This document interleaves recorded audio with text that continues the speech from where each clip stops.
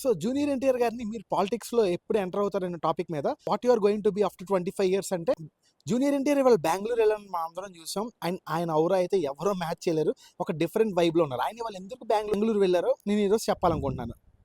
So ఆయన బెంగళూరు వెళ్ళడానికి main reason ఏంటంటే 1983లో సీనియర్ ఎన్టీఆర్ కిమ్స్ హాస్పిటల్లో ఒక బ్లాక్కి ఇనాగ్రేషన్ చేశారు. కిమ్స్ పిఎస్లో న్యూ బ్లాక్కి ఫౌండేషన్ స్టోన్ సీనియర్ ఎన్టీఆర్ వేశారు. అండ్ ఇన్ని సంవత్సరాల తర్వాత 2026లో ఆ బ్లాక్ పూర్తిగా కంప్లీట్ అయిపోయింది. అండ్ ఆ బ్లాక్ ఇనాగ్రేషన్కి 2026లో జూనియర్ ఎన్టీఆర్ గారిని పిలిచి ఆయనతో ఇనాగ్రేట్ చేయించారు.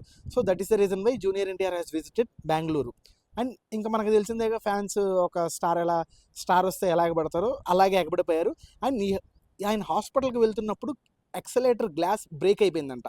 జనాలు ఎక్కువ ఓవర్ఫ్లో అవడం వల్ల అండ్ పోలీసు వాళ్ళు కూడా లాఠీ చార్జ్ చేయాల్సి వచ్చిందంట.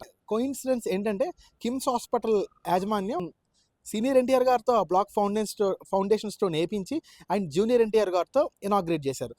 సో జూనియర్ ఎన్టీఆర్ గారిని మీరు పాలిటిక్స్లో ఎప్పుడు ఎంటర్ అవుతారనే టాపిక్ మీద what you are going to be after 25 years అంటే 67 years అని ఒక కూల్ సమాధానం ఇచ్చారు.